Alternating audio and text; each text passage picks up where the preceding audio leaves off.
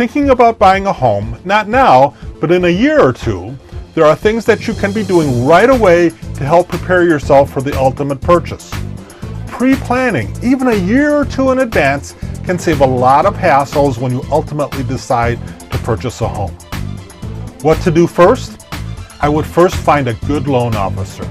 Yep, right now, even if you aren't planning on a home purchase for even a year, I would find a good loan officer and have a heart-to-heart talk with him or her.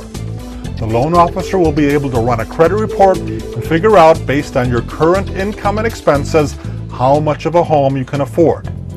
Your loan officer will be able to give you some guidance as to what you need to do to fix your credit report and what you need to avoid doing. It's a lot easier to rehabilitate your bad credit when you have 2 years to do it rather than 30 days. Don't have a bank account?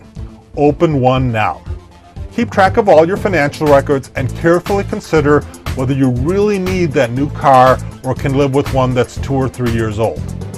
Basically, your loan application will look back at least 2 years, so you want your employment and credit history spick and span during this time.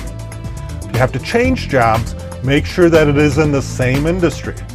Borrowing money on a credit card is okay, so long as you make your monthly payments on time and don't overextend yourself in the process. Ideally, you can establish your credit during the year or two before applying for a mortgage, but by the time you apply, you'll have conveniently paid your balances down to close to zero. Remember, your mortgage approval depends not only on your income, but your monthly non-housing expenses. That's car loans, credit cards, and student loans. You don't want to have to co-sign on a friend's or relative's loan, especially not a house or car. Judgments and bankruptcies are a no-no as well. However, just because you have a recent bankruptcy doesn't necessarily mean you can't buy a house. You'll want to start saving for a down payment. If your living situation is such that your monthly living expenses are a lot less than home ownership, living at home with mom and dad for instance, you might want to consider banking that portion of your income that will in the future go towards mortgage payments. That way, you'll not only get used to making the monthly payment and living within your means, but you'll at the same time give some solid evidence to your loan underwriter that you have the ability to make the mortgage payments. Bring to your loan officer's attention any major changes in your situation.